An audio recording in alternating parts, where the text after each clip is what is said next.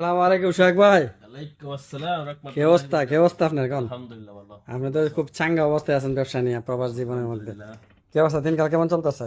আলহামদুলিল্লাহ আল্লাহ পাক ভালো রাখছে। আপনি তো সবসময় ভালোই দেখেন, কেন জানেন আমি বুঝি না। থাকতে হইব না, না তাইলে উপায় নাই না। তা ভালোই চলতেছে না? ব্যবসা বাণিজ্যের কি হাল? ঈদের পরে ব্যবসা ভালো না খারাপ চলতেছে? আলহামদুলিল্লাহ সব সময় ভালো থাকে। না, দোকানটা তো আসলে খুব সুন্দরভাবে সাজানো হয়েছে। আর যারা প্রবাসী আছে সকলকে সকলকে একটা কথাই বলবো যে আপনারা নিজেদেরকে ভালো রাখার চেষ্টা করবেন। দেখেন সোহাগ ভাই খুব ভালো থাকে, সবসময় ভালো থাকেন না? আলহামদুলিল্লাহ। উনি সবসময় নিজেরা ভালো রাখার চেষ্টা করে, আমিও চেষ্টা করি যে নিজেকে উইদাউট প্যারা, মানে প্যারা ছাড়া জিন্দেগি ভালো পাই। আসলে প্যারা ছাড়া জিন্দেগি ভালো থাকতে হইব। যে আমি দেলোয়ার হোসেন প্রতিদিন একটা করে ফেনাডল খাইতাম, সব মনে আছে আপনার? মনে আছে। আসেনি কোন? আচ্ছা আচ্ছা। আপনারা যারা প্রবাস আছেন, আপনারা ফেনাডলের সাথে যারা গার্লফ্রেন্ড মধ্যে থাকেন খুব পরিচিত আছেন। আমি দেলোয়ার প্রতিদিন একটা করে ফেনাডল খাইতাম, দুইটা করে ফেনাডল খাইতাম। এমন দিন তিনটাও খাইছি, কারণ আমার দুনিয়াটা একটা প্যারা লাগতো। এত কেউ প্যারা নেওয়া যাবে না। কেউ কিছু বলার আগে আমি চিন্তা করতাম, মানে প্রথম বাহারানে আমি প্রবাস জীবনের মধ্যে 6 বছর থাকা অবস্থায় মানে প্যারা প্যারা প্যারা। আর আমার সাথে এক আরবি আছিল শখ ভাই, মুবারক, বাবা বাবা করে ডাকতাম আমি। সে প্রতিবার দুইটা করে ফেনাডল খাইতাম, মানাল্লো খাইতো প্রতিবার দুইটা করে ফেনাডল। তাদেরকে সাথে তাই আমি নিজেও প্যারা নেওয়া। ফেনাডল দুইটা করে খাইতাম, লালটা।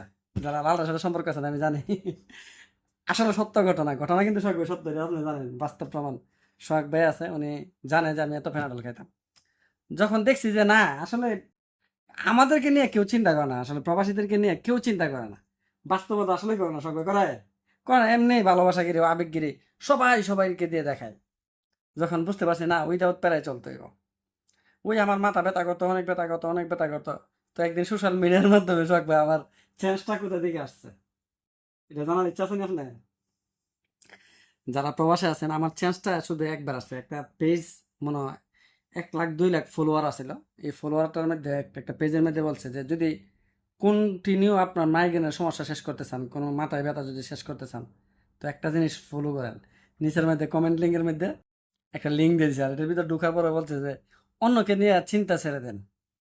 সব বুঝছেন এই বিষয়টা?